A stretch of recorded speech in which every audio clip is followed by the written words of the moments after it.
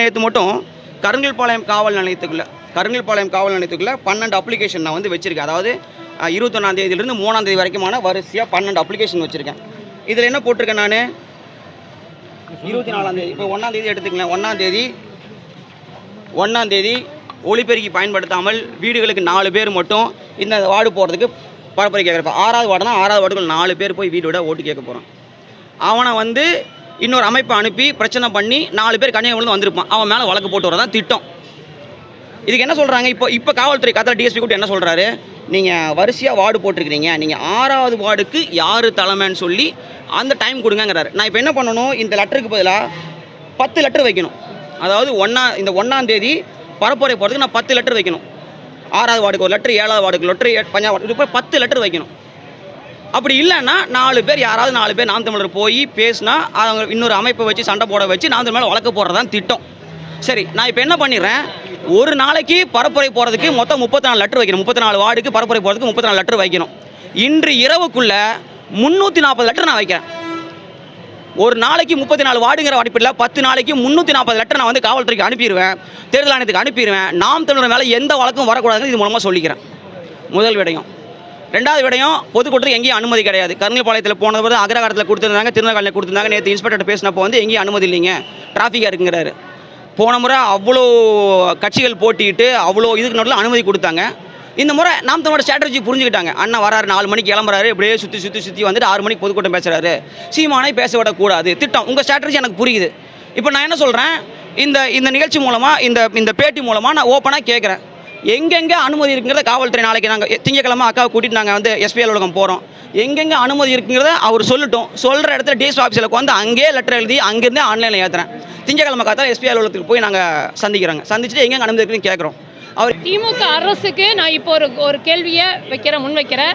பெரியாரை சொல்லிட்டீங்கன்னு பயங்கரமாக வந்து கேள்வி கேட்டு பண்ணிட்டு இருக்கீங்களே. இந்த பெரியார் மண் நீங்கள் சொல்லக்கூடிய, நாங்கள் ஈரோட்டு மண் சொல்லக்கூடிய இதில் ஒரு பெண் உங்கள் ஒட்டு மொத்த திராவிடத்தை எதிர்த்து நிற்கிற அண்ணன் சீமான் அவர்கள் நாம் தமிழர் கட்சி சார்பாக நிறுத்தியிருக்கார். என்னைய ஒருவரை கூட சந்திக்க விடாம வைக்கிறேன். இதுதான் உங்களுடைய பெரியாருடைய பெண்ணிய லட்சணமாக நான் கேட்குறேன். நான் என்ன நினைக்கிறேன்னா, என்னுடைய முப்பாட்டன் தூக்கி பிடிச்ச கொடி புலிக்கொடி, அந்த கொடியை சுமந்துட்டு அன்றைக்கு அரசியல் பிழைத்தோருக்கு அறம் கூற்றாகுனாங்க.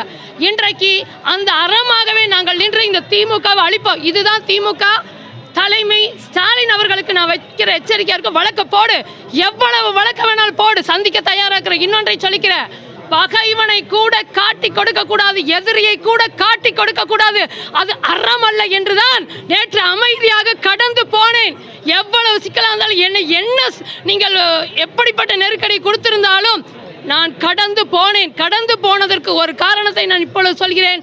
பிரபாகரனுடைய தங்கையாக, தலைமைக்கு கட்டுப்பட்டவளாக, இந்த மண்ணில் அரசியலை நேர்மையாக தூய்மையாக இந்த மக்களுக்காக செய்யறதுக்கான ஒரு நோக்கம் இங்கு இருந்ததனால நான் கடந்து போனேன்.